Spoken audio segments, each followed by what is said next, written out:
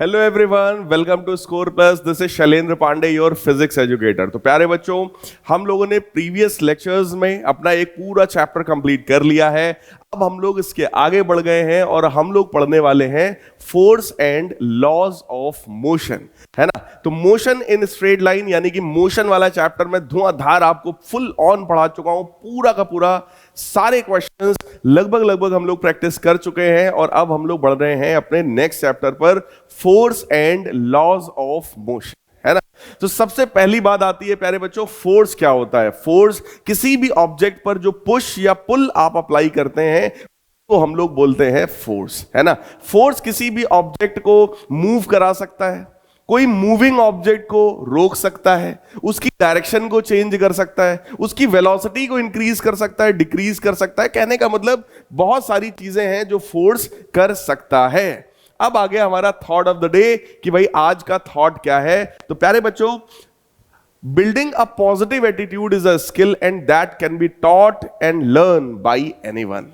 कोई भी काम जब प्यारे बच्चे हम लोग करते हैं तो हमारा एटीट्यूड जो है वो बिल्कुल पॉजिटिव होना चाहिए।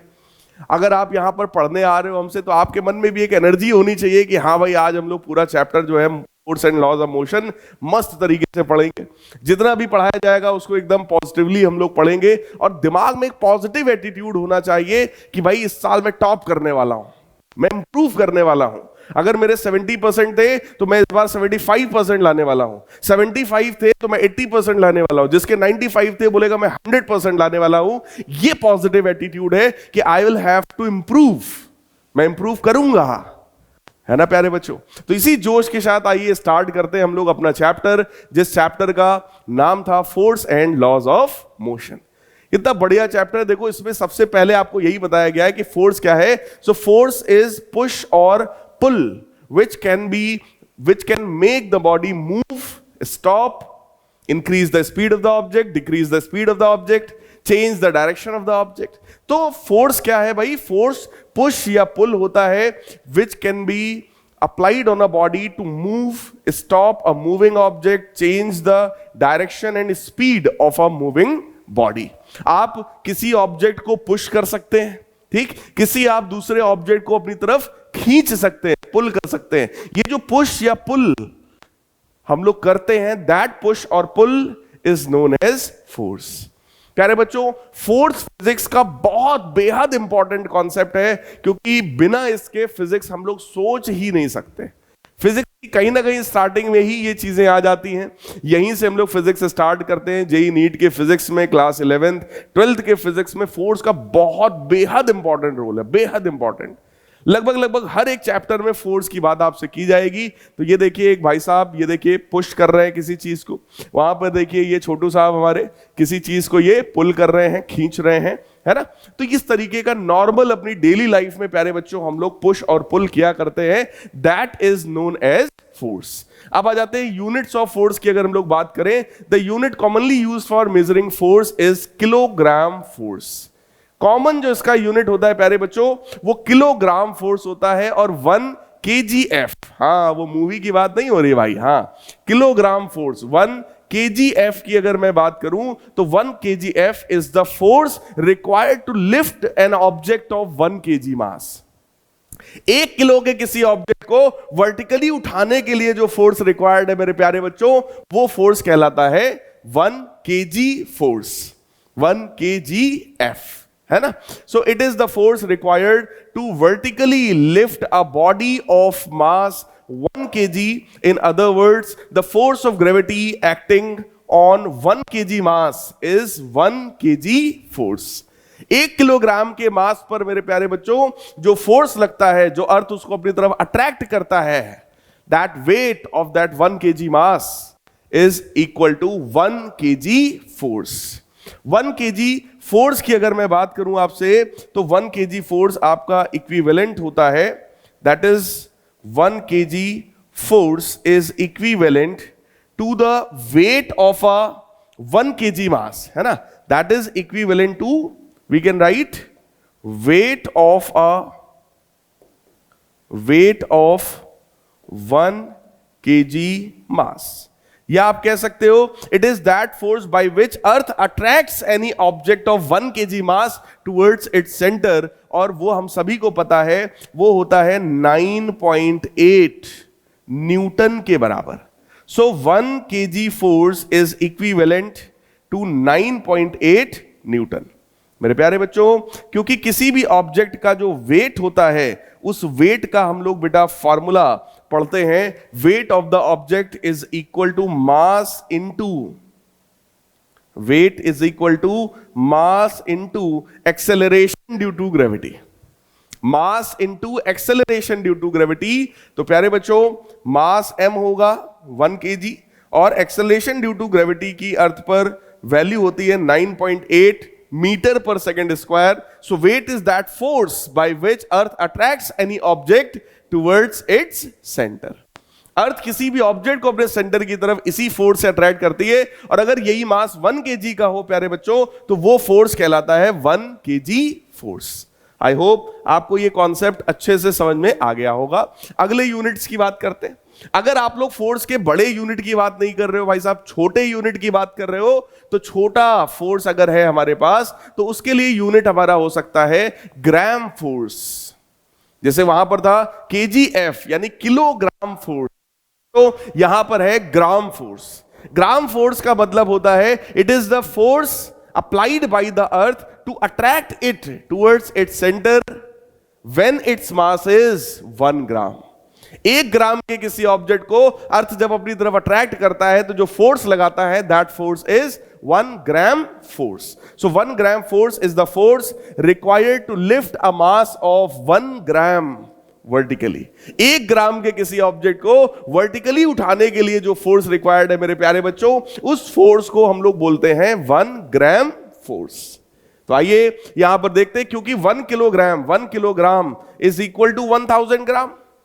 1 kilogram is equal to 1000 gram. So 1 kg force is equal to 1000 gram force.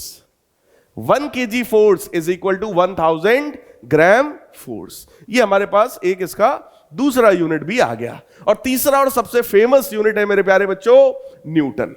Newton साहब एक साइंटिस्ट थे. उन्होंने क्योंकि बहुत ज्यादा काम किया है ना, फिजिक्स में बहुत सारी चीजों पर उन्होंने रिसर्च किया, तो उन्होंने फोर्स का जो यूनिट था बेटा, फोर्स का जो यूनिट था वो उन्होंने अपने नाम पर करा लिया. और फोर्स का जो एकदम बेसिक फॉर्मूला है जो हम लोग इस चैप्टर में अभी पढ़ेंगे भी और आप लोग को होपफुली पता भी होगा, that is mass into acceleration, है ना. इसके बेसिस पर अगर हम लोग देखें तो मास का यूनिट हो सकता है केजी, एक्सेलरेशन का यूनिट हो सकता है मीटर पर सेकेंड स्क्वायर. सो फोर्स का एक यूनिट हो गया मेरे प्यारे बच्चों केजी मीटर पर सेकेंड स्क्वायर. केजी मीटर पर सेकेंड स्क्वायर. और प्यारे बच्चों केजी मीटर पर सेकेंड स्क्वायर को ही हम लोग न्यूटन कह सकते हैं. इसी को प्यारे बच्चों हम लोग न्यूटन कह सकते हैं. So what is newton? 1 newton is equal to 1 kg metre पर सेकेंड स्क्वायर. कभी भी आपसे कहा जाए कि भाई डिफाइन करो जरा न्यूटन क्या होता है, तो आप कहोगे it is the force applied on an object. It is the force applied on an object of mass 1 kg in order to provide it acceleration, in order to provide it acceleration of 1 meter per second square. प्यारे बच्चों 1 kg के किसी मास पर अगर मैं 1 metre पर second square का acceleration लाना चाहता हूं, तो जो फोर्स वहां पर रिक्वायर्ड है, जो फोर्स वहां पर अप्लाइड है, that force is 1 Newton. So 1 newton is simply 1 kg पर मीटर स्क्वायर. तो फोर्स के कौन कौन से यूनिट आपके पास हो गए, है ना. समराइज करो जरा. फोर्स का पहला यूनिट हो गया बेटा kilogram force. 1 kilogram force is equal to 9.8 Newton.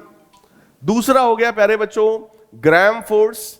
1 gram force का मतलब हो गया कि जब आप इसी मास को, जो कि अभी था किलोग्राम, अगर मैं उसको ले लूं यहां पर ग्राम, तो ये बन जाने वाला है 9.8 डिवाइडेड बाई 1000 न्यूटन। और तीसरा है हमारे पास प्यारे बच्चों न्यूटन। 3 यूनिट हमारे पास हैं फोर्स को मेजर करने के लिए। जब जैसा रिक्वायर्ड होगा हम लोग करेंगे। वैसे अगर हम लोग इसी को सीजीएस में कन्वर्ट कर दें, सीजीएस सिस्टम में मेरे प्यारे बच्चों कन्वर्ट कर दें, तो जरा सोचिएगा, जो केजी है वो बोलो ग्राम हो जाएगा, जो मीटर पर सेकंड स्क्वायर है वो सेंटीमीटर पर सेकंड स्क्वायर हो जाएगा, और ये हमारा फाइनली बन जाने वाला है dyne. So 1 gram centimetre per second square is also known as dyne. डायन नहीं है ना, बच्चे जनरली ऐसा बोल लेते, लेकिन मेरे प्यारे बच्चों ये डाइन है ना, ये डाइन है। तो एक न्यूटन हो गया या एक डाइन हो गया, this is unit of force. तो फोर्स का मेरे प्यारे बच्चों 4 यूनिट मेरे पास हो गया, kilogram force, gram force, Newton, dine. Newton का मतलब 1 केजी मीटर पर सेकंड स्क्वायर, डाइन का मतलब है 1 gram centimetre per second square, है ना। ये 4 में से कोई भी यूनिट प्यारे बच्चों हम लोग यूज कर सकते हैं। अब आ जाइए बात करते हैं what are the effects of the force. Force के क्या क्या इफेक्ट्स हो सकते हैं प्यारे बच्चों, आइए देखते हैं भाई फोर्स के क्या क्या इफेक्ट्स हो सकते हैं। फोर्स जो होता है वो किसी भी ऑब्जेक्ट में कुछ पर्टिकुलर चेंजेस ला सकता है, और वो चेंजेस हैं force can not be seen. देखो पहली बात तो ये है कि फोर्स को मेरे प्यारे बच्चों हम लोग देख नहीं सकते, है ना, दिखाई तो पड़ेगा नहीं, इसको सिर्फ फील किया जा सकता है, महसूस किया जा सकता है, दिखाई नहीं पड़ता, है ना। फोर्स कोई ऑब्जेक्ट नहीं है, ये इफेक्ट है ना। So force can not be seen, a force can be judged only by the effects which it can produce in various bodies और ऑब्जेक्ट्स अराउंड अस। हम लोग के आसपास जितने ऑब्जेक्ट्स हैं उन पर ये एक इफेक्ट क्रिएट करेगा, ये कोई चीज नहीं है जो आपको दिखाई पड़े। तो कौन कौन से इफेक्ट्स हैं? It can move a stationary body. अगर कोई ऑब्जेक्ट रुका हुआ है, आप जाकर के धक्का दे दीजिए, तो इसका मतलब वो ऑब्जेक्ट भाई साहब मूव कर जाएगा। तो it can move a stationary body. The force can stop a moving object. प्यारे बच्चों अगर कोई एक ऑब्जेक्ट मूव कर रहा है तो आप फोर्स लगाकर उसको रोक सकते हैं। The force can change the speed of a moving body. किसी मूव करने वाली बॉडी की स्पीड चेंज कर सकता है ये फोर्स, उसकी स्पीड को बढ़ा सकता है और मेरे प्यारे बच्चों स्पीड को घटा भी सकता है, ठीक है। The force can change the direction of a moving object. कोई ऑब्जेक्ट आ रहा है, आपने उसके ऊपर बैट से मारा और उस बॉल का डायरेक्शन चेंज, इसका मतलब प्यारे बच्चों फोर्स क्या कर सकता है?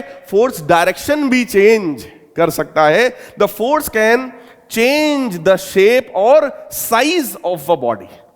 शेप को चेंज कर सकता है, साइज को भी चेंज कर सकता है। अब अगर ये मान लो पेन है, इसको मैं खींचूं, है ना, अगर मैं खली होता भाई साहब, है ना, खली होता तो मैं अभी तक इसको खींच के इतना लंबा कर चुका होता, है ना। लेकिन खली कर सकता है यार, सोचो, खली कर सकता है। और खली ने ऐसा करके भी दिखाया है ना, इस तरीके की रॉड को पूरा बेंड करके दिखाया था, है ना। अभी इसी प्रोग्राम में सुनील शेट्टी साहब ने ऐसा करके दिखाया था। कोई डांस का प्रोग्राम आता है, उसमें सुनील शेट्टी साहब आए थे, उन्होंने भी एक रॉड को ऐसे बेंड करके दिखाया था मेरे प्यारे बच्चों। तो वो क्या कर सकता है? The force can change the shape और size of the object. These are the effects. और ये बहुत इंपॉर्टेंट है प्यारे बच्चों, पूछा जाता है कि फोर्स कौन कौन से चेंजेस कर सकता है किसी भी ऑब्जेक्ट में। अब आइए मैं इसी चीज को डायग्राम में दिखा रहा हूं।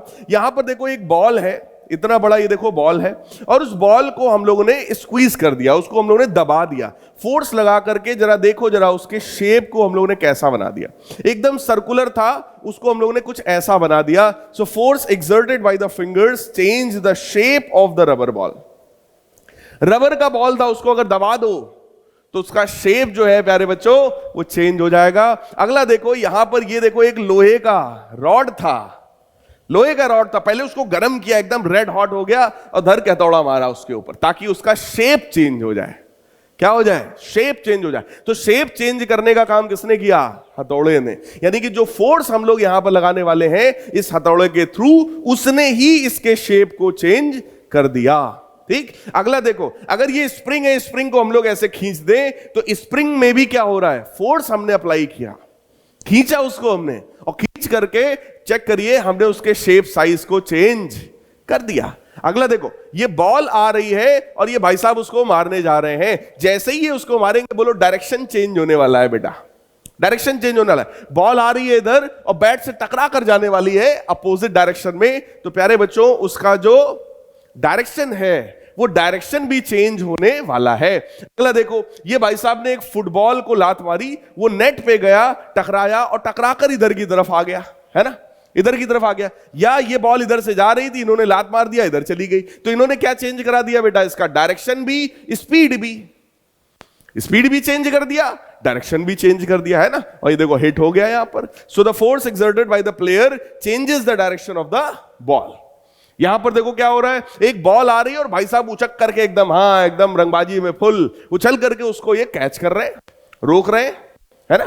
इसका मतलब क्या हुआ, इन्होंने मोशन करते हुए ऑब्जेक्ट को रोक दिया। So these are the effects जिसकी मैं बात कर रहा था कि फोर्स ऑब्जेक्ट पर इस तरीके के इफेक्ट्स क्रिएट मेरे प्यारे बच्चों कर सकता है। फिर आते हैं टाइप्स ऑफ द फोर्सेस, कि भाई फोर्सेस के कितने टाइप्स होते हैं। तो बेटा फोर्स का सबसे पहला कैटेगरी है कॉन्टैक्ट फोर्सेस, ऐसे फोर्सेस जो एक दूसरे पर कॉन्टैक्ट होने की वजह से लगते हैं। एक ऑब्जेक्ट जब दूसरे ऑब्जेक्ट के कांटेक्ट में होता है तो उस समय जो फोर्स लग रहा होता है मेरे प्यारे बच्चों, वो फोर्स कांटेक्ट फोर्स होता है। The force that is exerted only when two objects are touching is the contact force. जब दो ऑब्जेक्ट्स कांटेक्ट में होते हैं उस समय जो फोर्स लग रहा होता है उसको हम लोग बोलते हैं कांटेक्ट फोर्स। कांटेक्ट फोर्स छोटा भी हो सकता है और प्यारे बच्चों कांटेक्ट फोर्स बड़ा भी हो सकता है। छोटा है और बहुत बड़ा सा भी हो सकता है। एग्जांपल देखो, जब आप किसी को पुश करने के लिए, such as the force you exert to push a pencil across the sheet of paper, जब आप पेपर पे लिख रहे होते हो, पेंसिल को जब आप दबा रहे होते हो, तो वो जो फोर्स है वो बोलो पेंसिल की नोक और उस पेपर के बीच कांटेक्ट की वजह से है, और वो फोर्स छोटा सा फोर्स होता है। हम बहुत ज्यादा फोर्स नहीं लगाते, धर के एकदम एकदम गड़ा दिया, कुछ बच्चे कर भी देते हैं, पेपर फट जाता है, आपको पता है ना, लेकिन ऐसा करना नहीं होता है लॉजिकली। क्लियर? तो इसका मतलब फोर्स स्मॉल भी हो सकता है और वो फोर्स मेरे प्यारे बच्चों लार्ज भी हो सकता है, such as the force exerted by the traffic crane as it pulls a car along a street.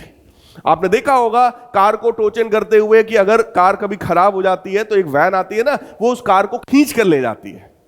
तो जब आप खींच रहे हो इसका मतलब भी आपने कौन सा फोर्स लगाया भाई साहब, कांटेक्ट वाला फोर्स लगाया है, और वो एक बहुत हैवी, बहुत स्ट्रांग, बहुत लार्ज फोर्स है।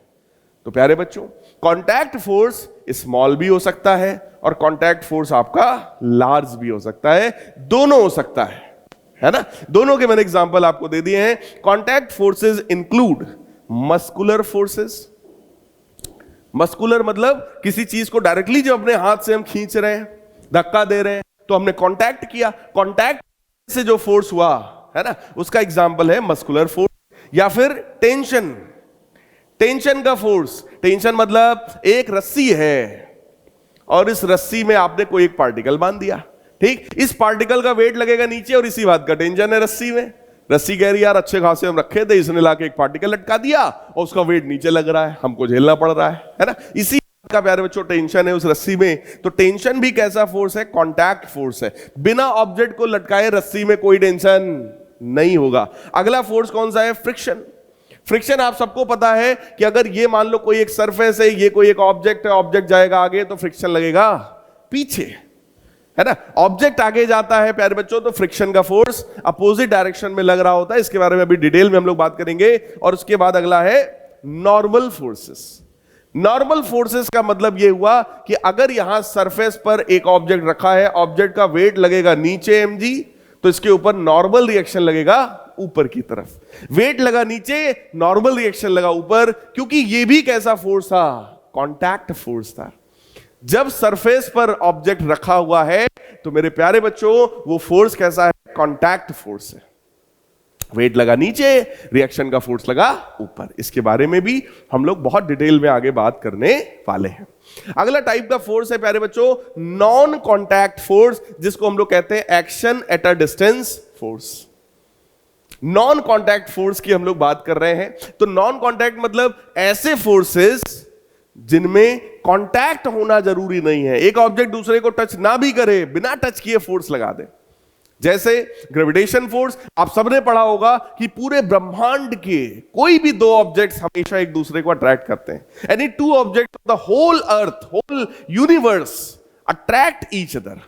सो earth attracted by sun and sun is attracted by earth. क्या दोनों में कोई कॉन्टैक्ट है? Moon is attracted by earth, earth is attracted by moon. क्या दोनों में कोई कॉन्टैक्ट है? कोई एक पेन अगर मैं यहां से छोड़ दूं तो बोलो नीचे जाएगा। This pen is attracted by earth. क्या दोनों में कॉन्टैक्ट है? इसका मतलब मेरे प्यारे बच्चों बहुत से ऐसे भी फोर्सेस होते हैं जिनको लगाने के लिए कॉन्टैक्ट की जरूरत नहीं होती है। So the forces can be exerted by one object on another even though they aren't touching each other. एक दूसरे को टच नहीं भी कर रहे हैं मेरे प्यारे बच्चों, तो भी ये फोर्स अप्लाई हो रहा है, और इस फोर्स को हम लोग बोलते हैं non contact force. The force pulling you down to the earth is the gravitational force exerted by the earth, है ना। इसका मतलब the force pulling you down to the earth, आपको जो फोर्स नीचे की तरफ खींचता है अर्थ की तरफ, that force is non contact force. This force is a non-contact force. A non-contact force is a force that one object exerts on another when they are not touching. एक दूसरे को कांटेक्ट नहीं है फिर भी फोर्स अप्लाई हो रहा है। Non-contact forces included gravitational force. प्यारे बच्चों अभी अगला चैप्टर आप लोग पढ़ेंगे ग्रेविटेशन, और उसमें आपको बताया जाएगा कि कोई भी दो मासेस अगर है, ये m1 है ये m2 है, तो they always attract each other without touching. कोई कांटेक्ट नहीं है ना, लेकिन दोनों एक दूसरे को क्या करते हैं? अट्रैक्ट करते हैं। इसका मतलब वहां भी नॉन कॉन्टैक्ट फोर्स है। इलेक्ट्रिक फोर्स, इलेक्ट्रिक मतलब अगर दो चार्जेस हैं, सेम टाइप के चार्जेस हैं बेटा, तो रिपेल करते हैं। अपोजिट टाइप के चार्जेस हैं तो अट्रैक्ट करते हैं। तो ये अट्रैक्शन रिपल्शन में भी जो फोर्स है वो कैसा फोर्स है? नॉन कॉन्टैक्ट फोर्स है। उसमें कोई कॉन्टैक्ट होने की जरूरत भाई साहब नहीं है। एंड द मैग्नेटिक फोर्स बिल्कुल ऐसा ही है कि अगर एक मैग्नेट है वो दूसरे आयरन के पीसेस को अपनी तरफ खींच लेता है बिना किसी कांटेक्ट के। So these are examples of non contact forces. और भी बहुत से फोर्सेस हो सकते हैं, जैसे प्यारे बच्चों मस्कुलर फोर्स, अपने मसल से, अपने बाहुबल से जो हम लोग फोर्स लगाते हैं भाई साहब, वो कौन सा होता है? मस्कुलर फोर्स होता है। This force produced by the muscles of living beings के मसल से जो फोर्स लगता है, that force is called muscular force. जब आप अपने बैग को उठाते हो, आप बैग को अपने कंधे पे लाद करके स्कूल जाते हो, तो कौन सा फोर्स है? मस्कुलर फोर्स है ना। मसल्स उसको अप्लाई कर रही हैं। फिर आता है mechanical force. So these forces are generated by machines. कोई भी मशीन जो फोर्स लगाती है मेरे प्यारे बच्चों, वो कहलाता है मैकेनिकल फोर्स, है ना। Mechanical force which is applied by any machine. फिर आता है प्यारे बच्चों इलेक्ट्रिकल फोर्स। चलिए इसके बारे में मैं थोड़ा सा आपसे इन डेप्थ बात कर देता हूं कि ये आपका इलेक्ट्रिकल फोर्स क्या होता है। देखो, it is another type of force which can push और पुल वेरी स्मॉल ऑब्जेक्ट्स। कैसे ऑब्जेक्ट्स पर अप्लाई होता है? इट कैन पुश और pull very small, very tiny object, tiny object, very small object. होगा क्या? देखो, अगर प्यारे बच्चों एक चार्ज ये है Q1, चार्ज को Q से डिनोट करते हैं, जैसे मास को M से करते हैं वैसे चार्ज को Q से करते हैं। ये दूसरा चार्ज है बेटा Q2 और इनके बीच का डिस्टेंस है R। Q1 चार्ज है, Q2 चार्ज है, बीच का डिस्टेंस R है। और अगर सेम टाइप के चार्जेस होंगे तो they will repel each other, opposite type of charge होंगे they will attract each other. लेकिन अगर मान लो सेम टाइप के चार्ज है, ठीक, तो ये वाला चार्ज बोलो इसको रिपेल करेगा इधर की तरफ। इस फोर्स की वैल्यू के बारे में अगर मैं आपको बताऊं तो प्यारे बच्चों, ये फोर्स डायरेक्टली प्रोपोर्शनल होता है product of magnitude of the charges. This force is directly proportional to Q1 Q2, charges के मैग्नीट्यूड के डायरेक्टली प्रोपोर्शनल है। And this force is inversely proportional to square of the distance between them, F proportional to Q1 Q2 by R square. तो प्यारे बच्चों proportionality का ये sign हटेगा, एक कांस्टेंट आएगा k, तो फॉर्मूला आपका बन गया F is equal to k Q1 Q2 by R square. Force is equal to k times Q1 Q2 by R square. ये फोर्स होता है अगर कोई दो ऑब्जेक्ट्स हैं, दो चार्जेस हैं, उनके बीच में इस टाइप का फोर्स लगेगा। ये फोर्स अट्रैक्टिव हो सकता है, रिपल्सिव भी हो सकता है। अट्रैक्टिव होगा अगर दोनों पॉजिटिव हैं, सॉरी एक पॉजिटिव है और एक नेगेटिव है, तो ये फोर्स कैसा होगा? This force will be attractive in nature, attract करेगा। और अगर प्यारे बच्चों दोनों पॉजिटिव हैं या दोनों नेगेटिव हैं, तब ये फोर्स कैसा होगा? This will be repulsive in nature. Attractive तब होगा जब अपोजिट टाइप के फोर्सेस चार्जेस हो, रिपल्सिव तब होगा जब सेम टाइप के चार्जेस हो, है ना। तो इस तरीके से हम लोग देखते हैं। यहां पर देखो आपको एक छोटा सा एक प्रैक्टिकल बताया गया है, आप लोग करके भी देख सकते हो। आप में से कुछ बच्चों ने शायद किया भी होगा। अगर आप एक पेपर ले लो और उस पेपर के छोटे छोटे टुकड़े कर लो, छोटा छोटा उस पेपर को फाड़ लो। एक स्केल लीजिए, स्केल को अपने एयर्स पे रब करिए और उसको उस कागज के टुकड़े के पास लाओ, तो आप लोग देखेंगे कि वो कागज के टुकड़े उस स्केल पर चिपक जाएंगे। आप देखेंगे इस तरीके से जब कागज के टुकड़ों के पास ये स्केल आप लाओगे तो ये टुकड़े इसमें जाकर के चिपकने लगेंगे। अब आपको सोचना है कि आखिर ऐसा क्यों हो रहा है और कमेंट करके बताना है कि ऐसा क्यों हो रहा है। देखते हैं कितने बच्चे कमेंट करके इसको बताते हैं। ठीक है, चलिए अगला टाइप का फोर्स प्यारे बच्चों हमारे पास है magnetic force. That is the next variety of force, which is magnetic force. So the strange property of some substance of attracting iron or steel towards itself is called magnetic property. कुछ ऐसे substances होते हैं जो iron या इस type के substances को अपनी तरफ अट्रैक्ट करते हैं और उस प्रॉपर्टी को हम लोग बोलते हैं मैग्नेटिक प्रॉपर्टी। मैग्नेटिज्म, ये प्रॉपर्टी किसकी है? मैग्नेट्स की प्रॉपर्टी है। हम सभी लोग जानते हैं कि मैग्नेट्स की प्रॉपर्टी है the substances which has above property is called magnet. ऐसे सब्सटेंसेस जो आयरन या इस टाइप के सब्सटेंसेस को अपनी तरफ अट्रैक्ट करते हैं प्यारे बच्चों, उनको क्या बोलते हैं हम लोग? मैग्नेट। सो दो substances are known as magnet. As the subject of iron or steel move towards magnet, therefore we can say that they are acted upon by a force of magnet.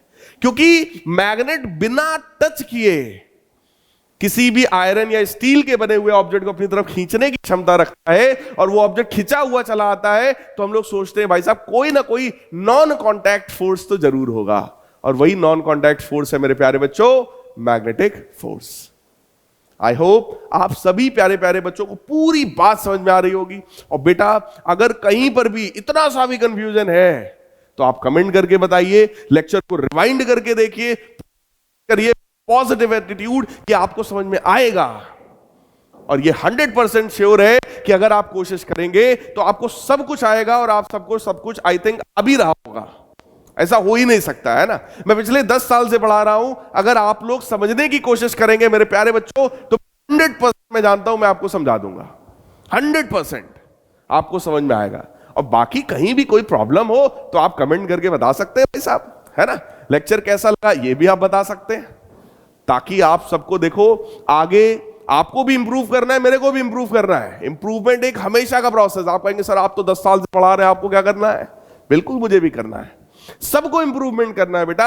Improvement तो एक हमेशा का काम है कि update तो हमेशा ही होता है। आपको भी पता है ना, आपका मोबाइल में जो सॉफ्टवेयर जो एप्स लगे हुए हैं हर हफ्ते अपडेट होते होंगे। बिल्कुल वैसे ही मेरे प्यारे बच्चों मुझे भी अपडेट होना है, आपको भी अपडेट होना है। अच्छे से अच्छा मुझे पढ़ाना है और आपको अच्छे से अच्छा पढ़ना है। तो जम के मेहनत करने की जरूरत है, आपको भी और मुझे भी।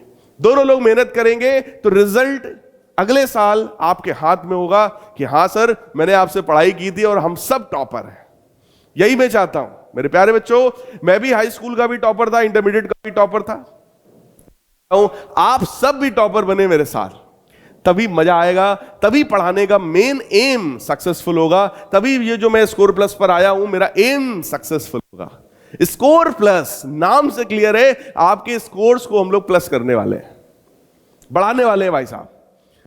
100 में 80 तो यहां पर पढ़ के आपके 100 में 95 नंबर आएंगे, 100 में 90 आने वाले थे, 100 में 100 आएंगे, और आए हैं बच्चों के, आए हैं बच्चों के। तो प्यारे बच्चों, अभी आप लोग छोड़ो, लेकिन एक डिसिप्लिन से, है ना, एक फॉर्म में अगर आप रेगुलर पढ़ाई करते हो, लेक्चर्स को देखते हो, नोट्स को बनाते हो, और जो थोड़ा मोड़ा मैं होमवर्क देता हूं उसको करते हो, सिर्फ रिवीजन का होमवर्क देता हूं कि लेक्चर्स को एक बार देखो, नोट्स बनाओ और सिर्फ रिवाइज कर लो एक बार, बस अगली क्लास जब आवे फिर से देखो। इसी तरीके से बाकी अभी बहुत सारी लाइव क्लासेस करेंगे, मैराथन करेंगे, एक एक प्रैक्टिस करेंगे, सब कुछ करेंगे। कोई ऐसी चीज नहीं छोड़ी जाएगी कि आपको ऐसा फील हो कि यार थोड़ा ये भी हो जाता। जो तुम सोचोगे भाई साहब, जो तुम कमेंट करोगे, वो चीज हम लोग 100% करने की कोशिश करेंगे। और मुझे इतना पता है, आप अगर डेडिकेटेड हैं तो मेरे प्यारे बच्चों, टॉप करना आपका तय है। आपको आईआईटी में, नीट में सेलेक्ट होने से, एनडीए में सेलेक्ट होने से कोई रोक नहीं सकता। हम लोग आपके साथ हैं 100%। आइए अगला देखते हैं, फ्रिक्शन फोर्स। फ्रिक्शन फोर्स प्यारे बच्चों क्या है? यह भी एक बहुत ही इंपॉर्टेंट कॉन्सेप्ट है, फ्रिक्शन। आइए मैं आपको समझा देता हूं। अगर एक ऑब्जेक्ट, ये देखो बेटा, सरफेस पर रखा है, तो ऑब्वियस है इस ऑब्जेक्ट का वेट किधर लगेगा? नीचे। वेट किधर लगेगा भाई साहब? नीचे।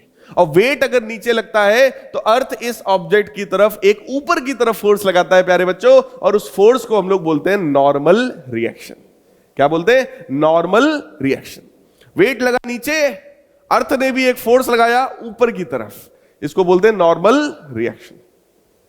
और अगर हम लोग इस ऑब्जेक्ट पर एक फोर्स आगे की तरफ लगा ले तो ऑब्वियस है ऑब्जेक्ट आगे बढ़ने लगेगा। ऑब्जेक्ट आगे बढ़ने लगेगा और अर्थ वहीं रह जाएगा, मतलब सरफेस वहीं रह जाएगा। तो यार सरफेस क्या सोचेगा कि यार यहीं रह गया, आगे जा रहा है, तो सरफेस उसको पकड़ के भाई साहब पीछे खींच देगा, जैसा आपके दोस्त लोग करते हैं।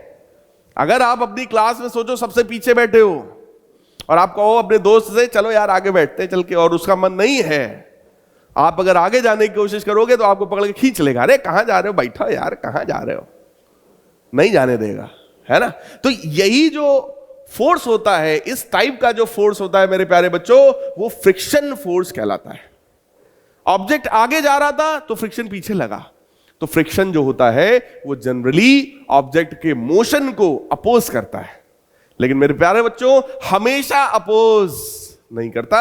हालांकि 9th क्लास में आप लोग कह सकते हो कि हमेशा अपोज करता है, बट क्योंकि मैं 11th 12th में भी पढ़ाता हूं, जेईई नीट के लिए भी पढ़ाता हूं, तो भाई क्यों हम लोग गलत बात करें, है ना। प्यारे बच्चों, फ्रिक्शन हमेशा मोशन को अपोज नहीं करता है, कभी कभी सपोर्ट भी करता है। मैं उसकी बात आपसे करूंगा। फिलहाल आप ये समझ लो, 100 में से 95 केस में अगर ऑब्जेक्ट जा रहा है राइट तो फ्रिक्शन लगेगा लेफ्ट। क्लियर? सिंपल सी बात है। देखो, फोर्स जा रहा था आगे, फ्रिक्शन लग गया पीछे। इस टाइप का फोर्स फ्रिक्शनल फोर्स कहलाता है, जो किसी भी ऑब्जेक्ट के मोशन को कहीं ना कहीं अपोज करने की कोशिश करता है।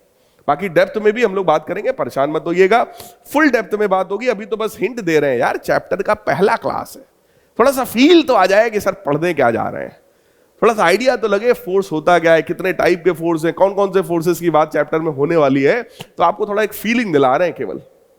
देखो भाई, फ्रिक्शन फोर्स क्या है? The force acts at the surface of contact when on body moves और tends to move upon another body.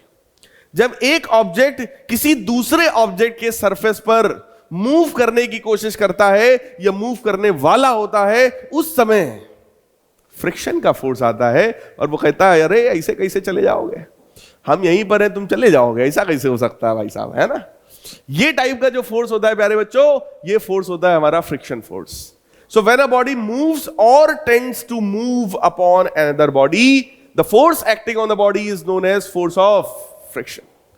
The force of friction has following properties. कुछ प्रॉपर्टीज हमारे पास है। कौन कौन सी प्रॉपर्टीज है? सबसे पहली आइए देखते हैं। It is produced only when body is made to move upon another body.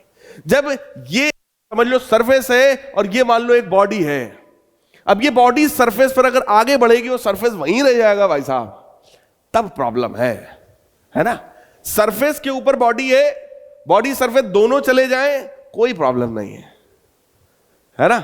आपने अपने दोस्त से कहा चलो यार पार्क घूम आते हैं, उसका भी मन है आपका भी मन है, दोनों लोग चले जाओगे, कोई प्रॉब्लम नहीं है।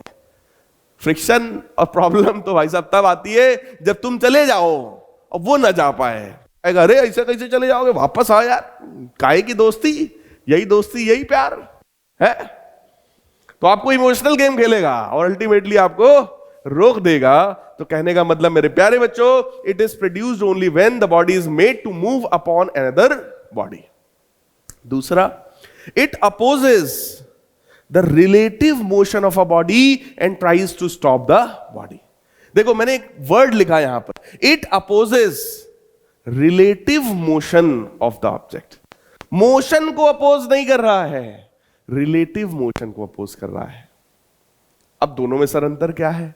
दोनों में अंतर बेटा ये है, जरा सोचो, मैंने अभी एग्जांपल दिया था, ये सरफेस है, इस सरफेस के ऊपर मान लो ये पेन है, ऑब्जेक्ट है, ठीक। अगर ये सरफेस खुद ही मूव कर जाए ऐसे, तो सरफेस और पेन बोलो दोनों मोशन में है, फ्रिक्शन नहीं लगेगा, नहीं लगेगा। मोशन को देखो अपोज नहीं कर रहा है, लेकिन सरफेस यहीं रह जाए और ये पेन बड़ी रंगबाजी में आगे बढ़ जाए, ऐसे ऐसे ऐसे ऐसे ऐसे ऐसे पेन आगे बढ़ जाए, तो ये सरफेस कहेगा अरे ऐसे कैसे आगे जा रहे हो, हमारी तरफ आओ, पीछे आओ, ऐसे कैसे जाओगे। तो वो उसको जाने नहीं देगा, या कहीं ना कहीं it will try to stop the body. तो प्यारे बच्चों, मोशन को अपोज नहीं करता, किसको करता है? रिलेटिव मोशन को। अगर आपको कभी भी लिखना हो, इट ऑलवेज अपोजेस मोशन। कुछ बच्चे लिख देते हैं ऐसा, 9th में हालांकि चल भी जाएगा, लेकिन आप लोग मेरे स्टूडेंट्स हो, आप लोग सही लिखोगे, आप लिखोगे it always opposes the relative motion of the body. Always word लिखना है तो रिलेटिव वर्ड जरूर लिखना, it always opposes the relative motion of the object. Clear? Next, it wears off the surface of contact of the body. दो objects के बीच का जो सरफेस है उसको ये भाई साहब उड़ा देगा, वियर ऑफ कर देगा, गायब कर देगा। जैसे साइकिल का टायर, जब साइकिल बार बार चलाते हो तो कुछ समय के बाद, कुछ साल के बाद टायर घिस जाता है। जो जूता आप पहनते हो, कुछ समय के बाद, कुछ साल के बाद वो जूते का सोल भाई साहब घिस जाता है, वो वियर ऑफ हो जाता है। क्यों? क्योंकि वहां पर फ्रिक्शन का फोर्स लग रहा है। तो फ्रिक्शन भाई साहब हमारा नुकसान भी कराता है ना। अब जूते का सोल घिस जाएगा तो नया जूता खरीदना पड़ेगा, आप कहेंगे सर बढ़िया ही है, इसी बहाने नया जूता मिलेगा। लेकिन प्यारे बच्चों, जब कार का टायर घिस जाता है, अरे यार तुरंत खर्चा आ जाता है 40-50 हजार का। एक टायर आजकल 10 रुपए से कम, 8,000 रुपए से कम मिलता नहीं है। तो अच्छा खासा आपका लॉस भी कराता है फ्रिक्शन टाइप का फोर्स। ये किसी भी सरफेस को जिस पर अप्लाई हो रहा होता है उसको वियर ऑफ करने की कोशिश प्यारे बच्चों करता है। इसके बाद फोर्स की दो कैटेगरी है। फोर्स दो टाइप का हो सकता है, balanced force, unbalanced force. Balanced force का मतलब प्यारे बच्चों, अगर किसी ऑब्जेक्ट पर नेट फोर्स 0 हो, 5 न्यूटन का इधर लगाओ, 5 न्यूटन का, तो मेरे पे नेट फोर्स कितना हुआ? 0। ऐसे फोर्स सिस्टम को बोलते हैं बैलेंस्ड फोर्स सिस्टम। ऐसा बिहेव करेगा, उसके ऊपर कोई फोर्स ही नहीं लगा भाई साहब, 5 इधर आराम से मैं खड़ा हूं, कोई टेंशन वाली बात नहीं है। सिस्टम ऐसा बिहेव करेगा कि उसके ऊपर कोई फोर्स अप्लाइड नहीं है, और ऐसे फोर्सेस उस सिस्टम की ना पोजीशन को चेंज कर पाएंगे, ना उसके मोशन को चेंज कर पाएंगे। किसी तरह का सिस्टम में कोई चेंज आने वाला नहीं है। तो फोर्सेस के कितने बेसिक टाइप हैं? पहला बैलेंस फोर्स, दूसरा अनबैलेंस फोर्स। आइए पहले बैलेंस फोर्स की बात करते हैं। If resultant of all forces acting on the body is 0, body पर लगने वाले सारे फोर्सेस का रिजल्टेंट अगर मेरे प्यारे बच्चों 0 हो जाए, the forces are called balanced forces. उस फोर्स को क्या बोलते हैं हम लोग? बैलेंस्ड फोर्स बोलते हैं। The body under action of a balanced force does not change its position of rest और ऑफ यूनिफॉर्म मोशन। बॉडी अपनी पोजीशन ऑफ रेस्ट और यूनिफॉर्म मोशन को चेंज करने वाला नहीं है। भाई नेट फोर्स उसके ऊपर 0 है, नेट फोर्स 0 होगा तो ना पोजीशन चेंज होगी, ना उसका यूनिफॉर्म मोशन चेंज होगा, and it appears as if no force is acting on it. Body तो ऐसी रंगबाजी शो करेगी कि उसके ऊपर कोई फोर्स लगा ही नहीं रहा है भाई साहब, कोई फोर्स नहीं लग रहा है, इस तरीके का नेचर वो शो करेगी। आइए अगला देखते हैं। If the resultant of all the forces acting on the body is not 0, अगर बॉडी पर लगने वाले सारे फोर्सेस का रिजल्टेंट जीरो के बराबर नहीं है तो प्यारे बच्चों the forces are called unbalanced forces. ऐसे फोर्सेस को हम लोग अनबैलेंस्ड फोर्स कहते हैं क्योंकि रिजल्टेंट जीरो नहीं है। इधर की तरफ फोर्स लगा 10 न्यूटन का, इधर की तरफ लगा 4 न्यूटन का, तो भाई साहब रिजल्टेंट कितना आएगा? 10 इधर है, 4 इधर है, तो रिजल्टेंट कितना आएगा? 6। किधर की तरफ? इधर की तरफ। सर बड़े वाले की तरफ आएगा, ऑब्वियस है। तो सीधी सी बात है प्यारे बच्चों, when unbalanced force acts on a body they produce change in its state of rest और ऑफ यूनिफॉर्म मोशन। रेस्ट और मोशन में उसके चेंज आने लगेगा। अगर वो रेस्ट पर रहा होगा तो मूव करने लगेगा, अगर वो कांस्टेंट वेलोसिटी से मूव कर रहा था तो हो सकता है वेलोसिटी चेंज हो जाए, या हो सकता है ऑब्जेक्ट रुक जाए। तो इस तरीके के चेंजेस यहां पर ऑब्जेक्ट में आने लगेंगे। आइए आगे अब मोस्ट इंपॉर्टेंट टॉपिक की बात करते हैं, जो चैप्टर का हमारे नाम है Newton's laws of motion. Chapter में 2 पार्ट थे। सबसे पहले फोर्स बताया जाता है कि फोर्स क्या है, फिर बताया गया कि लॉज क्या है। फोर्स के बारे में हम लोगों ने देख लिया भाई कि फोर्स क्या है, कितने टाइप है, कितनी वैरायटी है, सब देख लिया। अब आइए देखते हैं कि भाई लॉज क्या है। तो ये हमारे न्यूटन साहब थे, ये हमारे जस्ट अ मिनट, ये वाला पेन नहीं भाई, सब तो गायब हो जाएगा, है ना। चलो इनको जाने दो। यस, तो ये है हमारे प्यारे से न्यूटन साहब। इन्हीं की दया है, इनको पहचान लो, इन्हीं की दया है जो आपको ये सारा फिजिक्स मेरे प्यारे बच्चों पढ़ना पड़ता है। इन्हीं की दया है ना। हालांकि इन्होंने बहुत अच्छा काम किया। और प्यारे बच्चों मैं आपको बताऊं, ये तो एक हंसी मजाक की बात है, लेकिन फिजिक्स बेहद इंटरेस्टिंग सब्जेक्ट है, बेहद इंटरेस्टिंग। और इसमें न्यूटन साहब का बहुत बड़ा रोल है। ही वॉज अ लेजेंड, जिन्होंने फिजिक्स में बहुत काम किया है और बहुत अच्छा काम किया है। अभी आप लोग देखिए उन्होंने लॉज ऑफ मोशन को कैसे डिफाइन किया प्यारे बच्चों। तो सबसे पहला लॉ ऑफ मोशन इन्होंने बताया, इसको इन्होंने नाम दिया लॉ ऑफ इनर्शिया। इन्होंने नाम दिया law of inertia. First law of motion is known as law of inertia. Law of inertia ये कहता है कि जो ऑब्जेक्ट रेस्ट में है वो लगातार रेस्ट में रहेगा। जो ऑब्जेक्ट यूनिफॉर्म मोशन में है, यूनिफॉर्म मतलब कांस्टेंट स्पीड से मूव कर रहा है, जो ऑब्जेक्ट कांस्टेंट स्पीड से मूव कर रहा है, जिस डायरेक्शन में मूव कर रहा है वो वैसे ही मूव करता रहेगा जब तक आप उसके ऊपर कोई एक्सटर्नल फोर्स ना लगा लो। तो प्यारे बच्चों, न्यूटन साहब का पहला लॉ है लॉ ऑफ इनर्शिया, और इनर्शिया का मतलब होता है आलस। इनर्शिया का मतलब क्या है? आलस। तो इनर्शिया 3 तरीके का हो सकता है, inertia of rest, inertia of motion, और तीसरा है इनर्शिया ऑफ डायरेक्शन। प्यारे बच्चों, अगर कोई ऑब्जेक्ट रेस्ट पर है तो वो रेस्ट पर बना रहेगा जब तक कोई एक्सटर्नल फोर्स हम नहीं लगाएंगे। ये प्रॉपर्टी कहलाती है inertia of rest. So if any object is at rest, it will remain in its condition of rest until and unless any external force is applied. जब तक कोई बाहरी फोर्स नहीं लगाओगे, एक्सटर्नल फोर्स नहीं लगाओगे, तब तक ये रेस्ट की कंडीशन से चेंज होने वाला नहीं है। एक कमरे में एक किताब रख दो भाई साहब, 10 साल तक अगर नहीं छुओगे तो किताब वहीं पड़ी रहेगी, अपने आप मूव नहीं करेगी।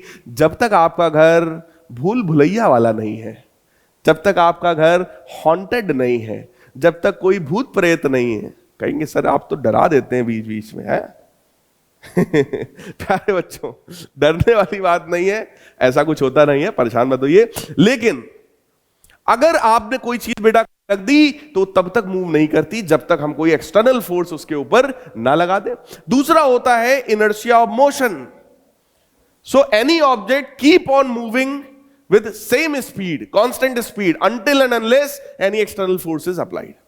जब तक कोई एक्सटर्नल फोर्स आप नहीं लगाओगे तब तक वो मूव कर रहा था तो मूव करता रहेगा, रुकने वाला नहीं है।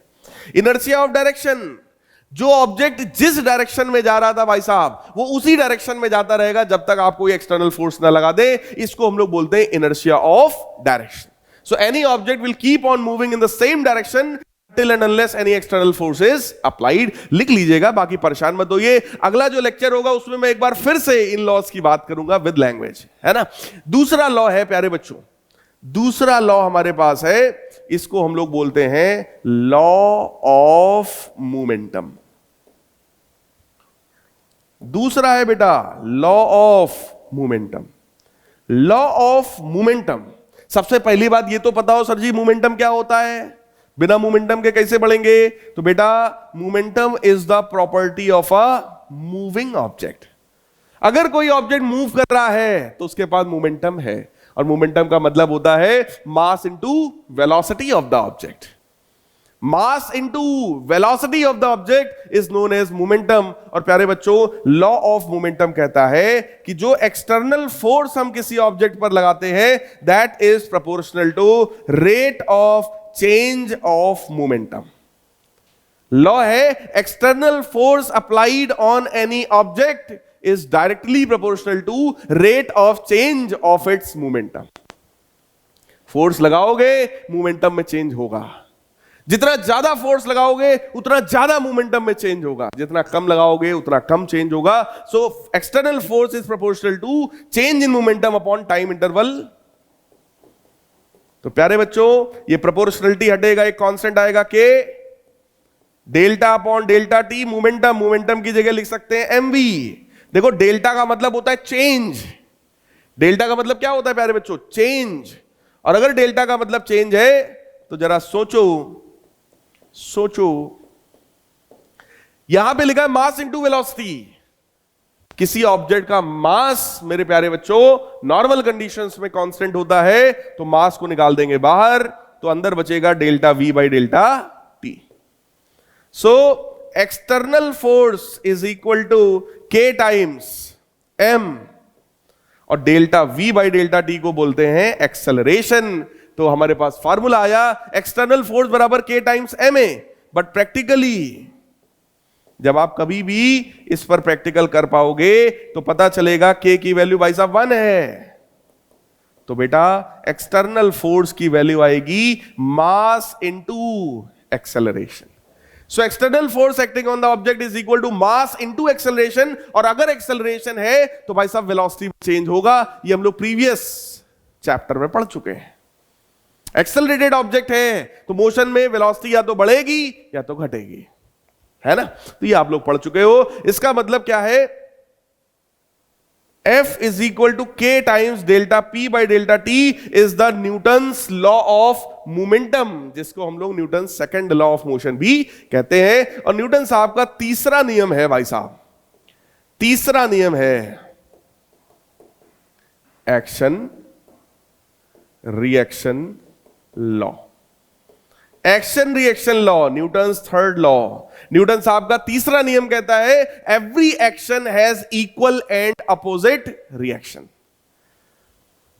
अगर मान लो एक ऑब्जेक्ट को रखा गया यहां पर, तो ऑब्जेक्ट ने अपना वेट लगाया नीचे, तो सरफेस ने एक अपोजिट और इसके बराबर फोर्स लगाया ऊपर, उसका नाम है नॉर्मल रिएक्शन। और मेरे प्यारे बच्चों न्यूटन साहब का यह नियम कहता है कि नॉर्मल रिएक्शन बराबर एक्शन यानी कि वेट। गीता में भगवान श्री कृष्ण ने कहा है कर्म करोगे तो फल मिलेगा।